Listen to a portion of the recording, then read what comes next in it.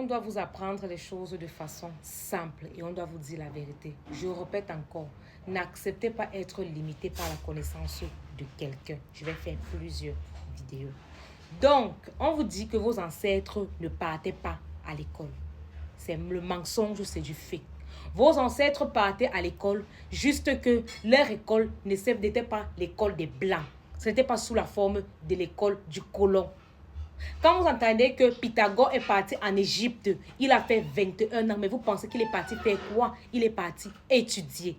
Maintenant, on vous dit que vos ancêtres ne sont pas allés à l'école. Cheikh Anta Diop, qui à l'âge de 13 ans, a sorti l'alphabet qui permet de transcrire n'importe quelle langue. Ce n'est pas du génie, ce n'est pas à saluer, ce n'est pas l'intellect. Ce n'est pas l'intellect parce qu'il ne prend pas les herbes et les écorces, il donne le remède à quelqu'un, il boit.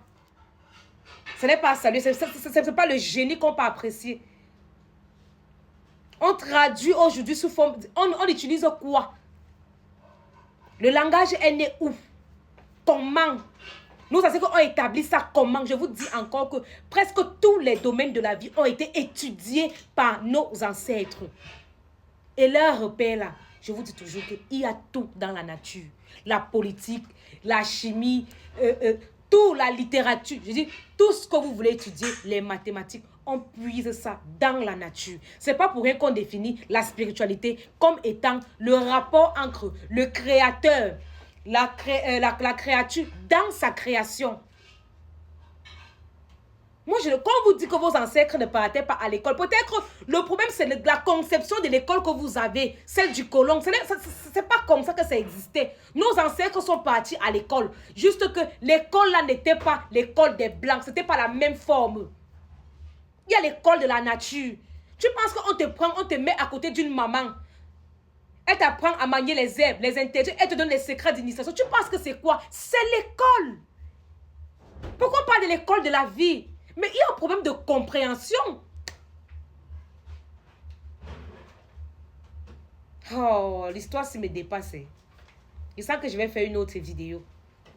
N'acceptez pas être limité par la connaissance de quelqu'un. Le don de guérison est vaste. Il est très vaste. C'est un peu comme dans le domaine de la médecine moderne.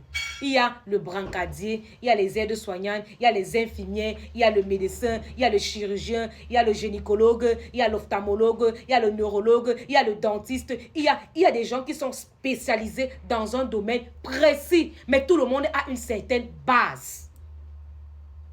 C'est pareil dans le domaine spirituel, dans le don de guérison. Il y a des gens qui soignent les petits mots. Les mots de ventre, les petits bobos, le nez qui coule, le sang qui coule. Il y a des gens qui se limitent à ça. Il y a des gens qui opèrent mystiquement. Quand on dit que quelqu'un a un maléfice, un serpent, il enlève ça. C'est un chirurgien mystique là-bas, un chirurgien qui est mystique là-bas. On dit que quelqu'un a perdu la vue. Lui, il te redonne la vue. Il a fait comment? Mais qu'est-ce que vous ne comprenez pas? Qu'on ne vous emballe pas dans n'importe quoi. Je dis encore que la spiritualité a un piège. C'est quoi? C'est que si vous abordez ça bêtement, vous allez vous retrouver en train de parler des choses que vous ne comprenez pas. Parce que vous voulez montrer que vous êtes élevé. Vous ne voulez pas reconnaître que chacun se situe bien dans un sillage. Il faut vous documenter. Il faut apprendre. Il faut apprendre. Il y a les gens qui ont tellement de sagesse ici, là, d'intelligence. Voilà le chocolat des filles. Il dit souvent qu'il n'est pas un gangang, mais il a la connaissance. Est-ce que ça ne nous sert pas? Moi, ça me sert, mais je soigne, non. Il est dans sa place. Il est dans son rang. Il ne s'est jamais comparé à un gangan. Pourtant, il est bien assis. Donc, comme il ne mélange pas les herbes et les écorces, il n'est pas spirituel. Ça veut dire que vous ne comprenez rien. Vous ne comprenez absolument rien. Il y a des gens qui se réjouissent quand on dit que les ancêtres ne sont pas là à l'école, machin, le village a fait ceci, vraiment. Vraiment. Donc, vous ne voulez pas chercher. Donc, tu ne veux pas connaître pourquoi tu sais lire aujourd'hui. Qui était le premier à décrypter la lecture ou l'écriture ou le langage? Qui on a fait comment? Tu ne veux pas savoir. Comment tes ancêtres ont fait pour avoir la connaissance là? Pour mettre ça sur papier. Pour que toi, tu comprennes ça aujourd'hui. Comment vous vous rendez aussi bête? C'est comment? C'est comment? Quand on dit qu'il y a l'école de la vie, est-ce que tu peux t'asseoir dans une classe, on te donne première séquence, deuxième séquence? Non! C'est une figure de style qu'on utilise pour te dire que la vie même va t'enseigner. Donc, ça ne tape pas pour toi. Tu ne vas plus dire que c'est quelqu'un qui avait dit, c'est pour ça que tu as fait. Non. Ton parcours toi-même va te dire. Il faut faire très attention à ce que vous écoutez, ce que vous entendez. Documentez-vous. Cherchez. Si quelqu'un veut me parler, pardon, faites-le. Mais dans le respect. J'aime quand on vient avec des idées constructives. Je ne suis pas là pour autre chose. Mais sérieusement, n'acceptez pas être limité par la connaissance de quelqu'un. Je vous le dis encore. N'acceptez pas être limité par la connaissance de quelqu'un.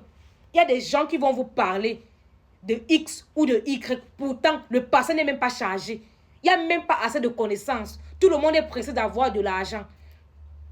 Mais il n'y a pas d'expérience. Rien du tout. Faites très attention à ce que vous entendez.